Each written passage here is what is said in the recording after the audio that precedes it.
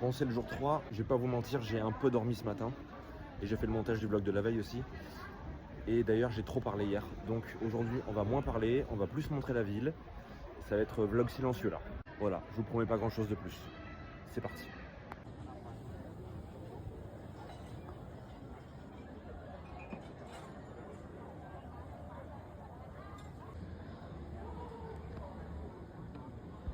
Vous avez vu la forme de cette place et la plaque que je viens de filmer.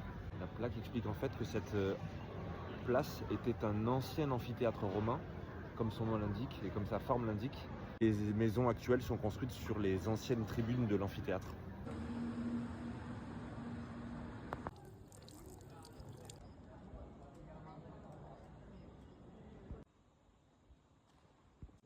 Peut-être qu'un petit coup de polish ne serait pas de trop quand même.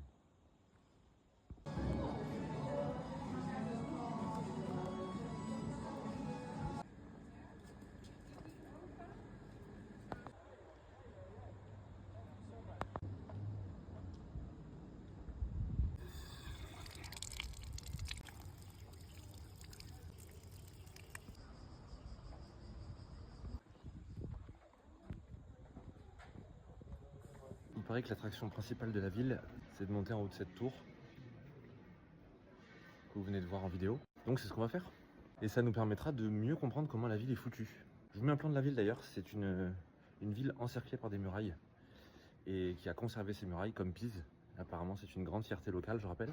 Donc la vieille ville est très bien délimitée par cette enceinte, ce qui lui donne encore plus de charme aussi et permet aux voyageurs de mieux s'orienter.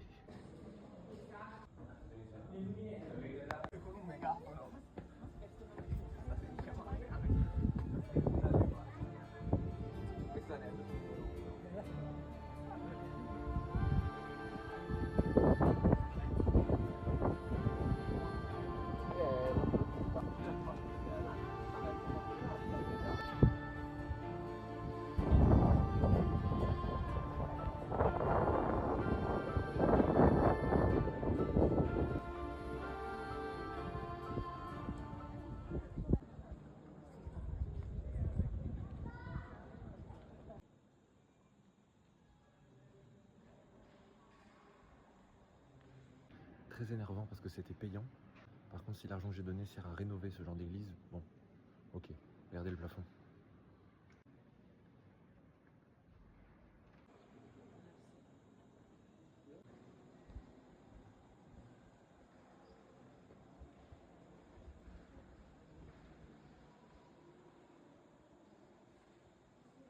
La sculpture que vous venez de voir, ça s'appelle Il Volto Santo. C'est une sculpture en bois qui aurait été commencée par Nicodème, qui est un témoin de la passion du Christ. Et elle aurait été achevée par des anges. Donc elle aurait plus de 2000 ans. Elle est vénérée depuis le Moyen-Âge, sauf que les analyses au carbone 14 ont révélé qu'elle daterait plutôt d'entre le 8e et le 11e siècle après Jésus-Christ, donc bien plus récente que ce qu'on pense. Et évidemment, ce qui compte, c'est le symbole, toujours. C'est la légende. Cette sculpture, ce crucifix, il est vénéré tous les 14 septembre, ici à Lucca. Ils le sortent en procession nocturne au flambeau et ça illumine toute la ville. C'est ce qui est derrière moi, abrité dans cette octogone de marbre.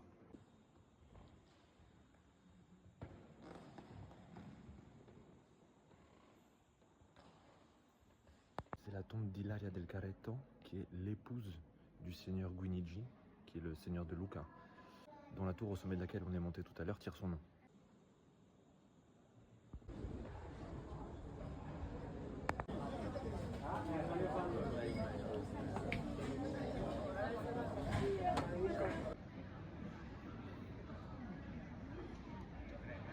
Ça, c'est le visage d'un restaurateur en Italie, à qui tu demandes un service, à qui tu demandes s'il reste quelque chose sur le menu, de déplacer une table, une chaise. À la fin, il te dit oui. Oui, oui, il te dit oui, mais il est...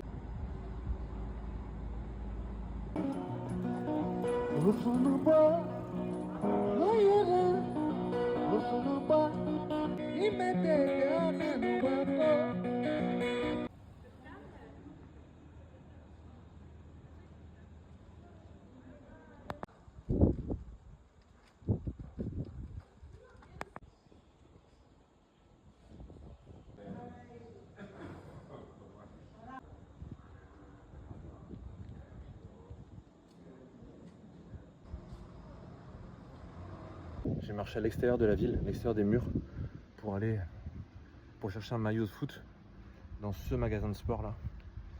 Mais en fait, évidemment que samedi 15 août, en dehors du centre-ville, tout est évidemment fermé. D'ailleurs, je suis le seul dans la rue.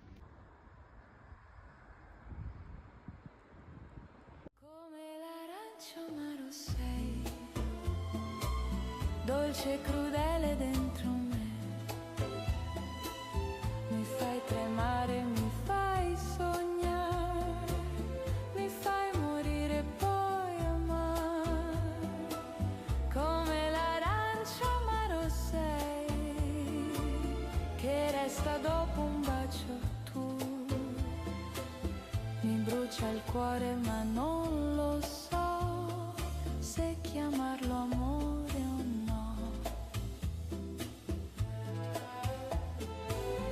Se la notte mi troverà tra i ricordi di te e la città, sarà quel gusto sulla mia bocca a ricordarmi chi sei.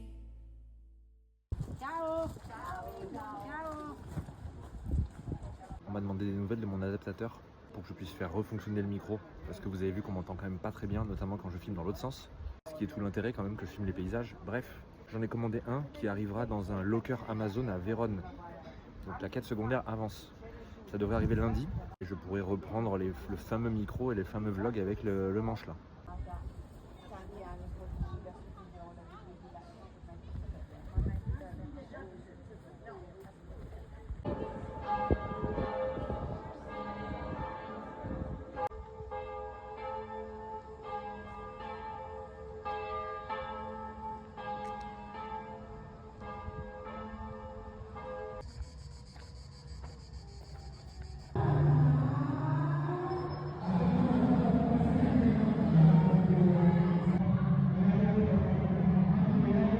Je me suis fait foutre dehors en fait, comme un malpropre. Regardez, c'est ça là. Au vigile, j'ai dit mais on est où? C'est un couvent, un cloître? Eh bien, c'est un événement privé. Oui d'accord, mais c'est quoi de base en fait? C'est un événement privé. Ben ok, bah je pars alors. Regardez, c'est ce truc là.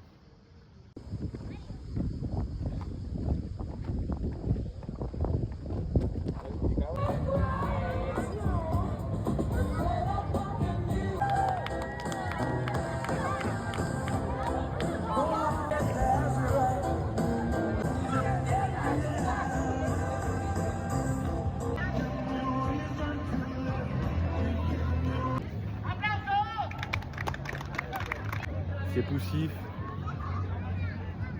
il se passe rien, enfin c'est. Pour l'instant c'est cultissime.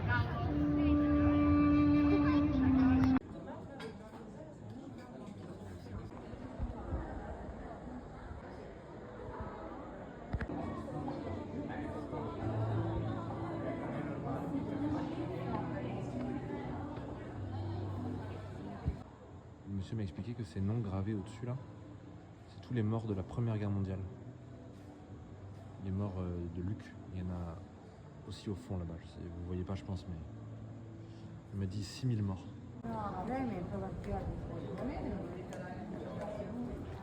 Demain, journée très chargée puisqu'il faut aller jusqu'à Bologne puis jusqu'à Vérone. Ça va être une très bonne journée.